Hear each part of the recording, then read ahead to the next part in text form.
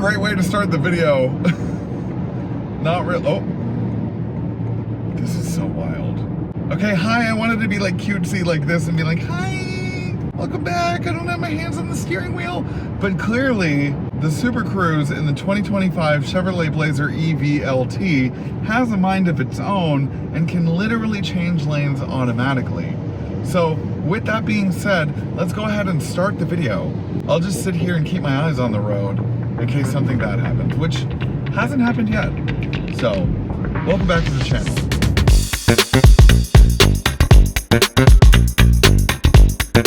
Welcome back to Sparkplug TV. My name is Chris and I do car reviews for literally everybody, not just car enthusiasts. Before I begin today's video, as always, please do me the biggest favor ever and like this video, comment something down below, subscribe to the channel, and hit that bell icon so that you get notified whenever I drop a new video, which is whenever I can, typically Fridays at 4:30 p.m. Eastern Standard Time. Thank you so much for your support. Here we are, finally, in the 2025 Chevrolet Blazer EV LT. This debuted in mid-2023 for the 2024 model, but then had a slight hiccup by the end of 2023 with the Ultium platform having some serious software charging issues and ended up having a stop sale until March of 2024. Meanwhile, Honda and Acura were still purchasing the Ultium platform from GM, but had their own proprietary in terms of software.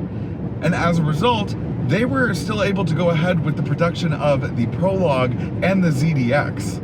But that shouldn't dismay you from looking into a Chevrolet Blazer EV, because this thing is so impressive. All right, let's go over some specifications and facts first. So it does start out at, oh, she's changing lanes. She's changing lanes. I was really taken aback by that at first, but now I'm kind of used to it. She does start out at a $45,000 MSRP mark for the front-wheel drive LT. She does get kind of pricey, but honestly, I think for an EV top of the line, $61,000 for the SS really isn't all that bad. Now, technically, there are 3 different trim levels. There is the LT, the RS, and the SS. But there are technically 5 different variants with which you can have your Chevrolet Blazer EV. It can either come in front wheel, rear wheel, or all-wheel drive, depending on what trim you get, because the SS only comes in all-wheel drive. The LT only comes in front wheel or all-wheel drive. The RS is the only one that comes in rear-wheel drive, but the RS also is the one with the highest range at this point. Now, that's not to say that the other models have a low mileage range, because this has a range of 283 miles thanks to an 85 kilowatt-hour battery pack. GM claims that the Chevy Blazer EV gets a 190 kilowatt maximum charging speed. Now, because this is the all-wheel drive model, it does come with 2 synchronous motors, one on the front axle and one on the rear axle, eliciting 288 horsepower and 333 pound-feet of total torque. So let's talk about the exterior's design language as well as the interior's design language. I think a lot of this took me a lot of time to get used to. I was a little taken aback by the exterior's design language, but then if you look at everything else that Chevy is putting out there right now, it does kind of fall in line with everything else that's being sold right now, especially in the way that the lighting signature is used in the back end, especially where it has the horizontal piece as well as the vertical piece on the tail lamp. And then on the front, it's supposed to give more of a sportier feature slash nature, because, you know, generally speaking, like, Chevy is kind of supposed to be the more sportier brand out of all of them. And so they're trying to go for like a more sportier vibe on the front end. And you can tell, I think it looks the best from the front 3/4 angle. And I really like these wheels. These wheels are really cool looking. This is a huge car. I'm currently in a very comfortable driving position. And as you can see in the B-roll, there is so much room. There's room for 2 6'4" and up people in the same seating position that I'm in currently. That's pretty impressive. You know, additionally, with the trunk space, you get about 26 cubic feet with with the second row up and about 60 cubic feet with the second row down. That's pretty ample. Now, to speak more of the aesthetics of the interior, this is huge. Like, this is literally massive. Like, and I know in my last video talked about the Toyota Tacoma screen being huge, but this is at least 3.5 inches bigger than the Toyota Tacomas. Additionally, it's attached to an 11-inch gauge cluster, which is a little bit smaller by comparison, obviously, but it's a nice size. So because it's run by Google OS, there is no more Android Auto or Apple CarPlay. Sorry. I'm not happy about it either, I'm not gonna lie. They did make it pretty simple to use. It does make sense. It's pretty straightforward, but I do kind of miss CarPlay. You know, the Google system too, like, it works like in the map sense, and it works in terms of opening, you know, different apps, or, you know, taking you to a location, or playing a song. Because you can sign into your Spotify, you can sign into whatever, YouTube Music, whatever you have. It doesn't do the phone very well.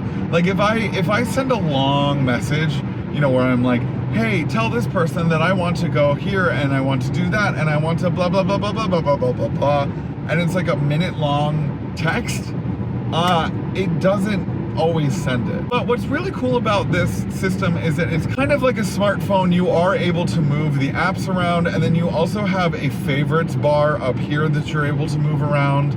You know, it also has a Wi-Fi hotspot. By and large, it's actually a pretty easy system to use. It did take me a little bit to get used to, but I really prefer, honestly, I prefer Google Maps over Apple Maps any day of the week anyway. So I actually really like the Google Maps.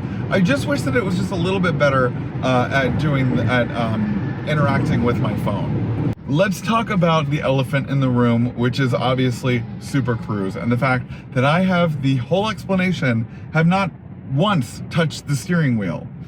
This Super Cruise system is so impressive. It uses LiDAR. It's got a 360-degree camera for not only the car itself, but also for the Super Cruise. And it uses, you know, the sensors as well, like the typical radar sensors as well on top of the LiDAR. So it is, and it uses GPS mapping. It changes lanes for you. You can turn that feature off, and you can change lanes with just clicking the turn signal, and it will automatically change lanes for you. It feels safe. You know, it really does not feel unsafe. I mean, there are parts where it might seem to get hairy, but as long as you're paying attention, like, it's pretty self-explanatory. The biggest positive, I think, for me with the Blazer EV has got to be the way that it drives and the way that it handles. First of all, the one-pedal drive system is top-notch. I have not hit the brake like one time while I've been driving this thing. The get up and go, you know, not Lucid Air Sapphire level by any means, but it's really quick, and it's at like a very decent quickness. It's not too much, and it's not too little. As the once famous American poet said, everybody makes mistakes. Everybody has those days. Everybody knows what. Anyways, I'm sorry, I'll stop. What I mean by that, though, is that albeit the Chevy Blazer EV has had a rough start, you know, from the Ultium battery issues, the stop sale that lasted over a quarter, it's actually really good and probably should not be looked over. They make a very good EV. This is fun to drive. I think I'm still kind of on the fence, kind of not about the looks. I can't really decide. There are some parts of it that I like, and there are some parts that I don't. I don't really like the headlights, to be quite honest. I like the taillights. The headlights are not really my favorite. I like the grille design, and I like the front 3/4 angle, and I like the wheels, and I like the line work on the side profile. But other than that, not really a huge fan of the headlights. Some of the other issues with this is the operating system. I think it needs just like a little like polish kind of thing, you know what I mean? Like, it just needs some more apps. It needs a better interface with your cell phone in terms of texting. And it needs to be just like a slightly less laggy than it already is right now, because sometimes when you start it up, it lags just a little bit. I like the gauge cluster. I love the styling of the interior. There's not a bit in here that I don't like. I like the oversized air vents.